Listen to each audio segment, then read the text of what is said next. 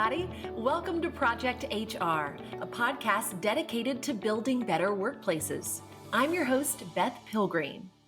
In recent weeks, we've talked a fair amount about the recruiting process and the struggles that human resource professionals may face in finding the right candidate, a challenging undertaking even before COVID-19. What we haven't talked about, though, is what happens when that process is done. Recent studies have shown that approximately half of all senior outside hires fail within 18 months in a new position. And approximately half of all hourly workers leave new jobs within the first 120 days. All of which goes to say that just finding the perfect fit isn't enough. You've also got to take steps to keep them enthusiastic and engaged. That process starts with one of the most important elements of the new hire experience, onboarding. This, along with traditional orientation processes, are typically the very first post-interview experiences that your new employee will engage in with the company. So you need to make sure that you make the most of these critical early impressions. To tell us how we can do just that is Anja Zojčeska, the Human Resources and Employee Happiness Manager at TalentLyft. She is also the author of several TalentLyft blog articles, including The Ultimate Onboarding Checklist and Top 7 Employee Onboarding Tools. Anja, we are so happy to have you with us today. Hi, I'm very happy to be here as well.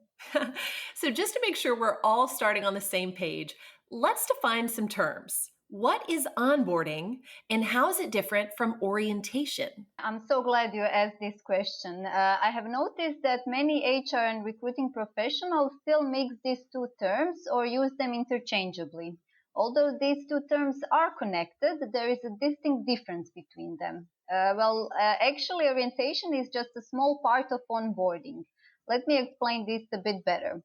Orientation is a one-time, usually one-day event, while onboarding is a process and it consists of a series of events, including orientation. So orientation is an event that is commonly held on an employee's first day of work. It is the typical first day in the office when you welcome your new employees with coffee and donuts and show them around the building. And after that, it's time for endless paperwork, setting up the new computer, struggling with many different passwords, and meeting a lot of people whose names they probably won't remember. Don't get me wrong, this is all necessary, but employee onboarding is so much more than that. Employee onboarding is not an event, it is a process. We can define employee onboarding as the process of welcoming and integrating new employees into your company and their new role. Let me highlight the words process and welcoming and integrating in this definition. These highlighted words are the key to a successful employee onboarding. This means that a successful employee onboarding is not an event that takes place on your new employee's first day at the office. It is a continuous process that starts at the moment your best candidate accepts your job offer. And let me repeat this again. These days, onboarding should start well before your new hire's first day. This is because the war for talent is real, and if you want to make sure that your new employees will actually show up on their first day, you need to do your best to keep them engaged until their start date. If you ignore them, don't be surprised when they call you to tell you that they've accepted a better offer or that their current employer wants them back with a great counteroffer. This happens a lot in the last few years, so you have to really invest your time in what we call pre-boarding. But if this is done right, onboarding can be a powerful weapon both for hiring and retaining employees. Okay, let's talk about how corporate culture fits into the onboarding process. Okay, this is a very important question. Let's be frank, most onboarding programs are boring and everybody just wants to get them done as quickly as possible. I'm just saying the truth, putting it out there, but it's true. According to research, it is the human touch that drives onboarding success. Okay. The secret of great onboarding is the fact that it makes your new employees feel welcomed and integrated into your company culture from the day one. And now the real question is how to do that. Unfortunately, I can't give you any secret recipe for integrating new hires into a company culture because each company has a specific culture. Let me try to explain this a bit better with an example. There is a very interesting onboarding tradition in a company called Perkbox. They came up with a fun new activity for the new employees. They make them push the beer trolley. Wow. Yeah. Every Friday, they make the new hires go around the office handing out beers to other employees. That is so UK, isn't it? Yeah, I think it is. Yeah. But these companies has found that this is a great way to introduce their new employees to their existing team members. They say this tradition puts a smile on everyone's face. Maybe that's just the beer, but whatever it is, I it kind of seems like it. to work. Yeah. It seems to work for them, and that is the key here. This is definitely not a tradition that would fit every company. What works for you will depend on your company culture. Mhm. Is onboarding strictly HR's responsibility? Onboarding shouldn't be just HR's responsibility. It should be a shared responsibility and coordinated effort of a company's HR, IT, and finance departments. Oh, Yeah. New employees manager should also play a crucial role, same as the new employees team members. Your CEO should be included too. Of course, in most companies, CEOs are too busy to meet and greet each new employee. However, you should always try to include them at least in certain touch points and ensure an opportunity for a new hire to have at least a short conversation or any type of interaction with a member of leadership team. So to summarize, whose job is onboarding? Let me put it like this. It's everyone's job. It takes a village. I would like to point out something that I found to be especially useful when it comes to onboarding as a teamwork.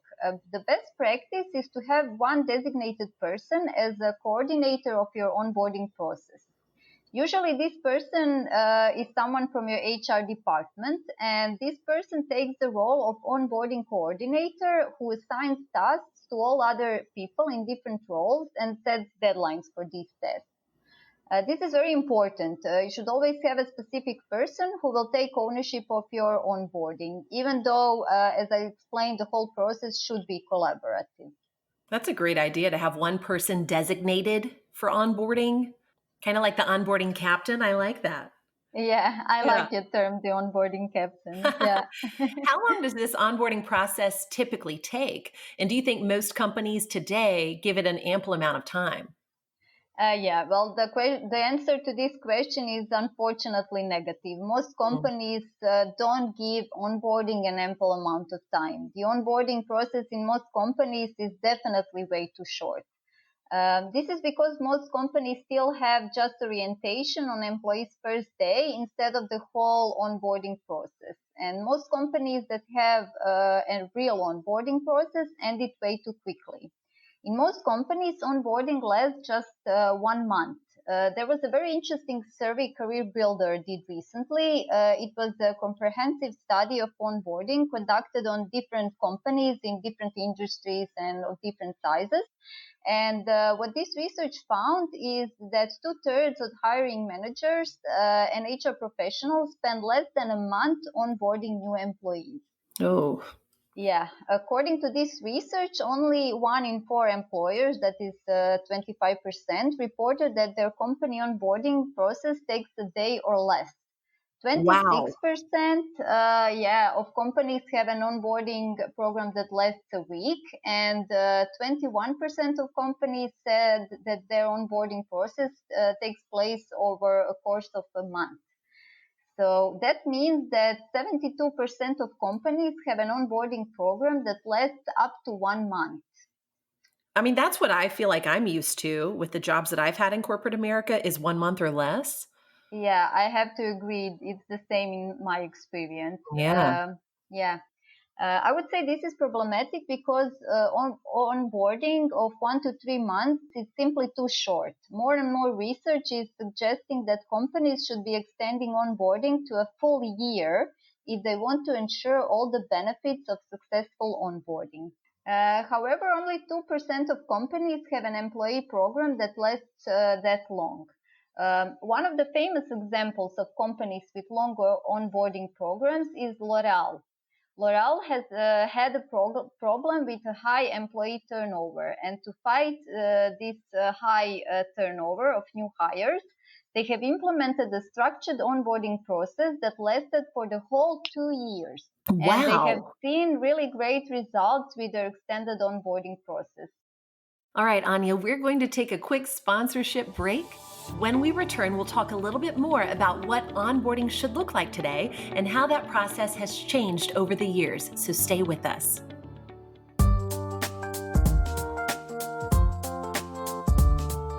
Are you working to build an employee relations dream team? I've got an in-depth guide that provides the same roadmap used by employers of choice across the country. It reveals the 3 functional areas you must address before you begin building your dream team, gives you detailed job descriptions, and key performance indicators that will make your team a trusted part of top management. Get inspired and meet the needs of your company with this masterful guide to building your employee relations dream team. Download it at unionproof.com/build an employee relations dream team.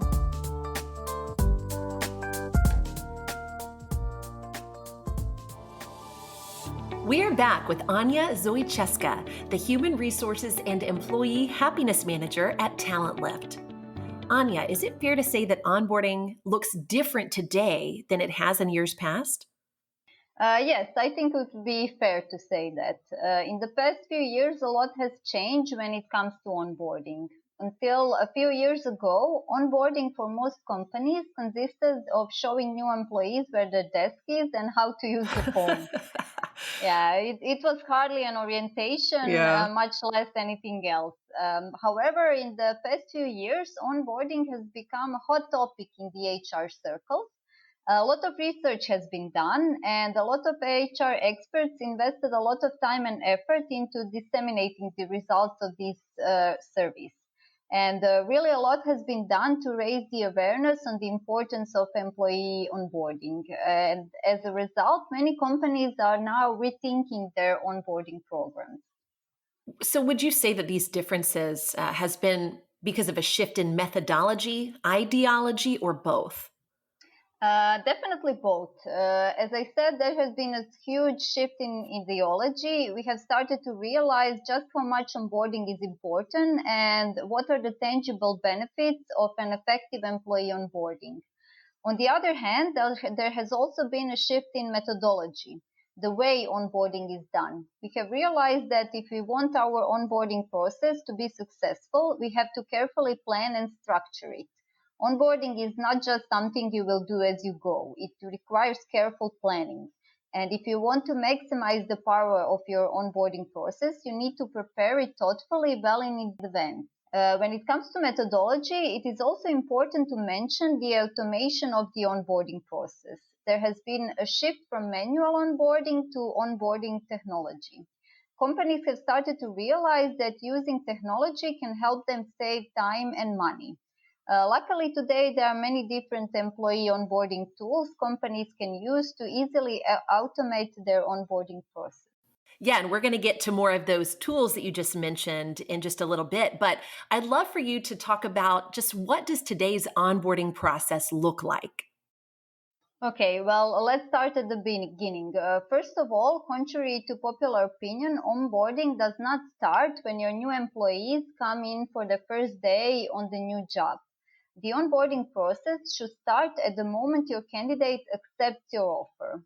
At that moment, the so-called pre-boarding phase starts. In this phase, your goal is to keep your new hire engaged until their start date and prepare your existing employees and your office for the arrival of the new employee. The next phase of the onboarding process is the so-called orientation day that we already mentioned. This is your new hire first day in the office. This is the biggest day for your new employee, but also for your company because you want to leave your new employee with the best possible first impression On this day, you typically show them the building, set up their office, and handle paperwork. But I suggest you divide these tasks to be executed over the first week. There is really no need to overwhelm your new hire on their first day at the job. I think this is a common mistake a lot of companies make. I think instead they should give some time to their new hire to adjust and meet their new colleagues. And during their first week on the job, your new hires will need your support to learn all the basics of their new role and your company culture. So make sure you provide them with the support they need. You can set up regular check-in meetings every day or assign them an onboarding buddy. That is also a great idea. Those are both good ideas. Yeah. The next phase of your onboarding program should stretch into the first month of your onboarding process. During the first month on the job, you should help your new employees to develop key job-related skills, learn about your company, and build relationships. The following few months usually include regular check-ins and training for your new hire. In most cases, your new employees should begin to work independently and become acclimated to your company culture after their probation period. This probation period is usually after their third month on the job. However, you should still keep an eye on your new hire during this period and be available to offer your assistance if needed. After the first 6 months, your new employees should be settled in and go about their daily activities and tasks. However, remember that the first 6 months on the job are critical. This is why during this period, it is very important to check in with your new hires. You should ask for feedback regarding your onboarding process, but also provide feedback in the form of performance and progress review. And consequently, if needed, you should organize and schedule additional trainings relevant for your new hire. And this is basically it. After these first 6 months, your onboarding practices, such as onboarding check-ins, should evolve into a regular team and one-on-one meetings. Okay, and for those who are listening, if all this sounds like a lot to keep track of, I want to pause for just a moment to mention the blog article that Anja wrote titled The Ultimate Onboarding Checklist, which really serves as a handy way of keeping your onboarding process organized. Would you mind going into a little more detail about this checklist? Sure. I have actually created this checklist to help us organize our onboarding process at TalentLyft. I use it myself to stay focused and ensure that I don't overlook important tasks. So I'm happy to share this checklist with you. I hope it will help other HR professionals with their own onboarding. Thank you. Can you share with us some real-life examples of onboarding best practices? Definitely. One of my favorite examples is Etsy. I'm sure you all know Etsy, American company that provides a marketplace for handmade and vintage items and craft supplies. Maybe some of you are familiar with it. Yeah, I use Etsy. Yeah. Oh, yeah, very familiar. Yeah, I love it as well. Yeah. You probably didn't know that Etsy has an interesting onboarding practice they call the boot camp. And this bootcamp is created for all their new employees who are hired to lead teams, from middle managers to new C-suite level employees. All of them go through this so-called bootcamp. Etsy's bootcamp onboarding program rotates its new employees through every team in their company. And the goal of their bootcamp is that their new managers get to know the teams they'll be working with before starting to manage them. I think this is a great practice.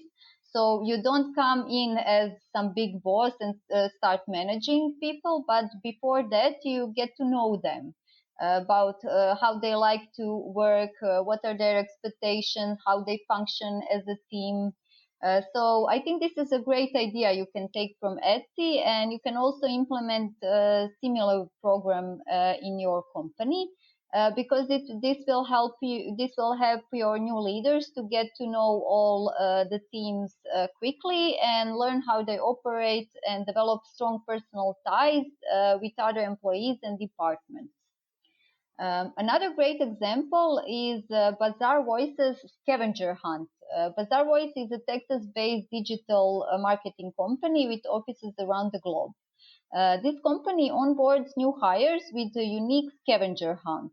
This scavenger hunt is a series of tasks and questions designed to expose their new hires to all areas of the company.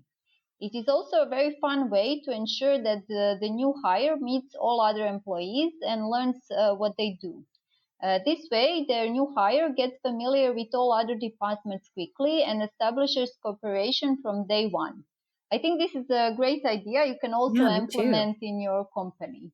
It's fun and exciting, and it's not so formal. It's much more interesting and engaging way of getting on board than sitting through an orientation or reading an employee handbook, I think. Yeah, and I think it fosters both of these examples really foster this social engagement and interaction too, which I think any new hire would want that as to just feel like a lone brand new worker all alone just trying to figure things out. So I like that. What would you say are some of the latest trends in employee onboarding? There have been a few interesting trends in employee onboarding lately. I would like to highlight maybe four of them. These are digitization and automation, pre-boarding, personalization, and socialization. Considering the latest changes in the job market and the way we worked caused by the COVID-19 pandemic, I think it is no wonder that the biggest trend in employee onboarding lately has been the trend of employee onboarding digitization and automation. Basically, this means switching to a completely virtual online onboarding. The second onboarding trend is the rise of awareness about pre-boarding. I'm very happy and excited about this becoming a trend because I really believe that onboarding should start at the moment when the candidate accepts your job offer. This is especially important in the candidate-driven job market and when you are hiring top talent because talent-led candidates are in demand and they get great job offers all the time as well as counter offers from their current employers. This is why it is very important to keep them engaged and excited about joining your company until their start date. Another onboarding trend is personalization. Personalization is all about making your new hire feel like their expertise, preferences, and interests have been taken into account in almost every aspect of their onboarding. It is about making them feel like a human being, not just another number of on your onboarding list. Yeah, like we learned about you too. We know the things that you're good at, and here's how we've personalized this position just for you.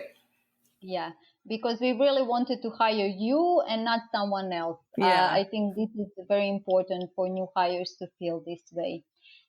Closely related to personalization is the last onboarding trend I would like to highlight, and this is socialization. Socialization means building connections between the new hire and your existing employees. Research has shown that if employees have good relationship with their co-workers, they're more likely to be happier at work and stay longer with your company. This is why this trend is becoming more popular. And to go in line with this trend, you should organize different socializing activities such as team lunches, after work drinks, team buildings, implement work buddies programs, mentorship programs, and so on. You can choose between many different activities and find the one that best fits your company culture. hmm Well, okay, so you just mentioned a moment ago digitization and online onboarding, which could also be called remote onboarding. Do you have any tips for remote onboarding, especially now since so many companies, because of COVID-19, are operating that way? The idea of remote onboarding came as a shock for some companies, especially for those who had completely manual onboarding process. But I think actually it's not that hard. You can really do everything remotely. Companies who had digitized their onboarding process know it very well. They only had to adjust a little to make their onboarding fully virtual. For example, instead of setting up the office desk and laptop for a new hire, you simply have to send the laptop and any other needed equipment to a new hire's home address. Each meeting and coffee can also be organized virtually. You can also have a virtual buddy program for your new hire. You can check in with your new hire every day via video calls. You can set up a Slack channel for your new hire to ask anything at any time. It's really not so complicated. It may seem so at first, but the same way, it was the same how we thought about working remotely. We thought it would be such a big deal, but actually most people adjusted just fine and very quickly.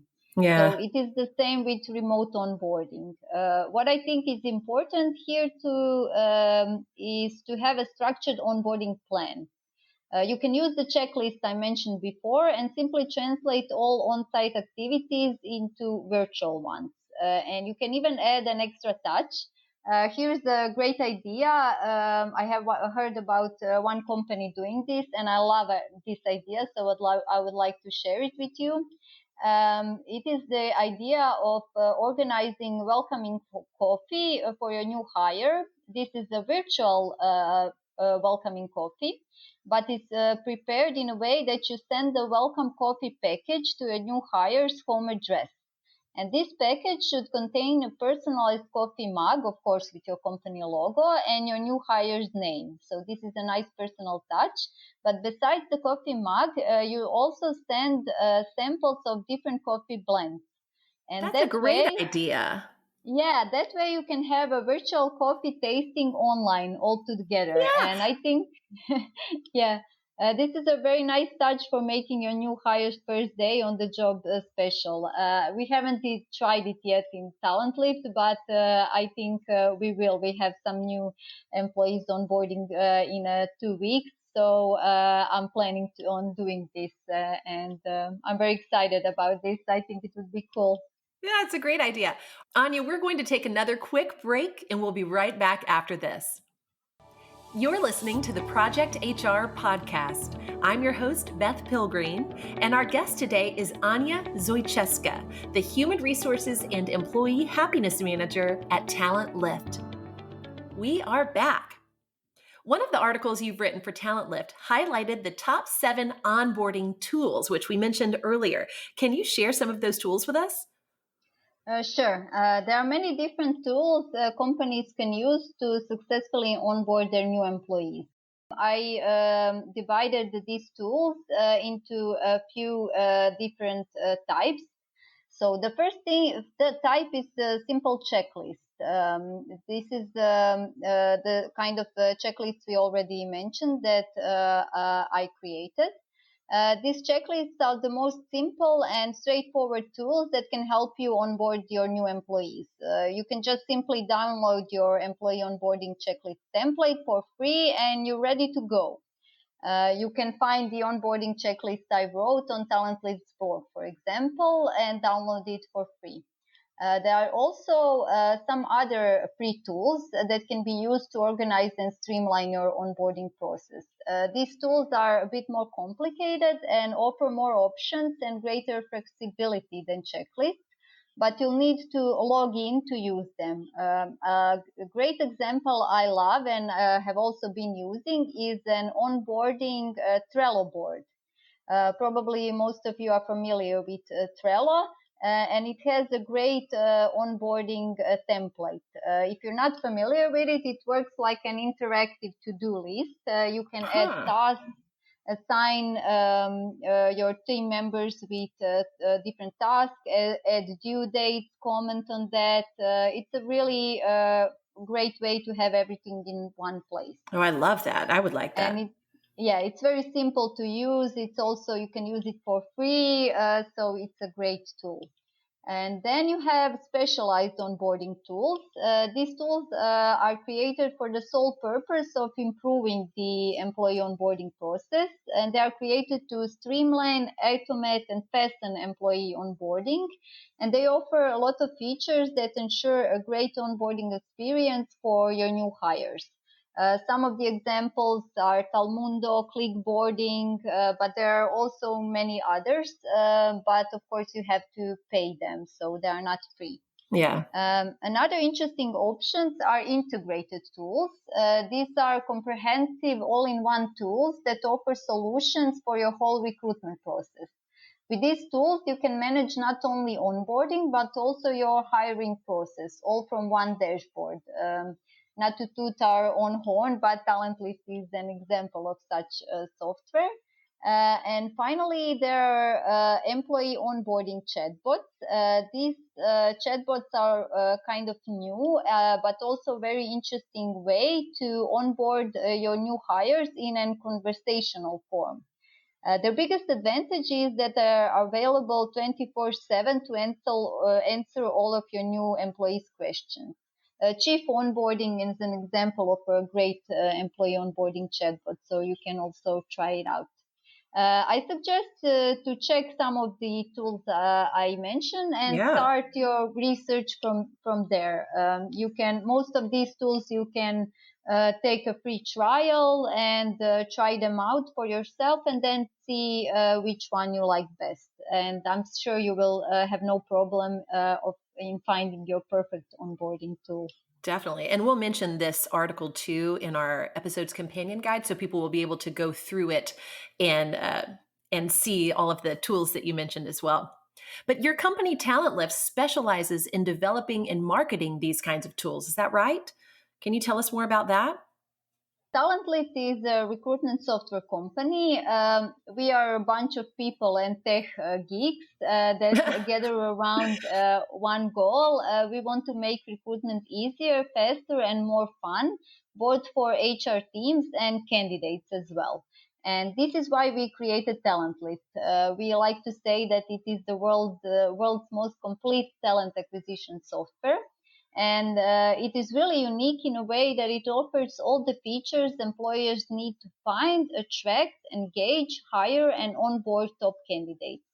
In other words, TalentLyft is a full-stack recruitment software that integrates applicant tracking system, recruitment marketing platform, sourcing, and talent CRM solution under one powerful platform. HR professionals are familiar with all those terms, so they will know. Yeah. And I'm very excited to announce exclusively that we are currently working on an onboarding module. We are really, really happy and excited about this. Because when we roll out our onboarding model, TalentLyft will really be the most complete talent acquisition software on the market. Exciting. That's very excited. Actually, we added the onboarding part because our customers asked for it. So they really have the need and they want to have everything in one place. So we are very excited about that. I would like to also invite our audience to try TalentLyft. Just don't take my word on it being the most complete talent acquisition software. You can try it out for yourself. It's completely free. Just visit our website and sign up for a free trial. And of course, feel free to let me know your impressions. I would be happy to hear them. Well, I'm sure people are very interested in doing that and checking that out. You guys are located actually in Croatia, is that right? Yes, that's true. But you guys work internationally. Yes, we have a few hundreds of customers from, I think we're currently at around 30 countries from all around the world. Wow. And this number keeps growing each day. So it's very exciting. And for us, it's very interesting to hear about the problems and challenges HR professionals from all around the world are facing on a daily basis. Yeah, I bet that would be interesting to know, what everybody in different parts of the world are going through. That's really cool. So for those who are interested in that free trial that you just mentioned, how can our listeners find out more about TalentLyft? Simply visit our website, not only to learn about more about TalentLyft, but also to find a lot of useful resources for recruiters and HR professionals. We have a very cool blog where we regularly write about the newest HR and recruitment trends. And we also organize a new webinar every month. We welcome HR thought leaders and discuss currently hot HR topics. we have also invested a lot of time and effort into creating different resources for HR professionals, such as ebooks, templates, educational courses you can join for free. We're also very active on social media, so you can follow us on social media as well. And finally, don't hesitate to reach out to me on LinkedIn. I'm always happy to connect with other HR professionals and recruiters and help if I can. Oh, that's wonderful. Well, links to TalentLyft's website, along with links to Anja's blog articles, will be included in this episode's companion guide. So be sure to sign up for it today at projectionsinc.com/podcast. Right now, though, Anja, it's time for our lightning round questions. And these are questions we ask every guest of the podcast. Are you ready? Sure. Okay. All right. Topic showdown. In this episode, we've been talking about the importance of onboarding, which technically is not a board at all, but we won't let that stop us. In your opinion, which is trickier to learn, snowboarding or onboarding? Well, for me, I would definitely say snowboarding. Me too. Yeah, definitely snowboarding, yeah. I'm a skier myself, yeah. What's the best book you've read recently? I'm currently reading the book called The Subtle Art of Not Giving Beep. Yep, I know which one you're talking about. Mark Marston, yeah. Yep. I know how this sounds by the title, but the book is actually very interesting. I highly recommend it. You can also find it on YouTube as an audio book and listen to it for free. So I suggest you give it a try. Listen to the first few minutes to see if it's your cup of tea. I personally find it very refreshing and interesting. I do this too. is what I'm reading at the moment. That's great. Yeah, I own that book as well. It is definitely interesting and gives great perspectives. What's your favorite thing about working as a consultant? I know it sounds like a cliche, but I really like helping people. And when I work as a consultant, I have the perfect conditions for that. When people turn to a consultant, it means they are facing a problem or a challenge they realize they need help with. And it is really a pleasure to work with people who are aware of their strengths and weaknesses and who are not afraid to reach out for help. I really enjoy that. What's the best piece of advice you've ever been given? Follow your heart. Another cliche, I know, but I really believe in this one. For me, it means it's kind of a reminder not to go for the bigger paycheck or prestige, just simply to do what I love and what feels good for me, and all the rest will fall in place. That's great advice. I stick with this, and so far it has made me very happy. Who or what inspires you? What inspires me, I would say the most are people who are resilient, people who make it against all odds.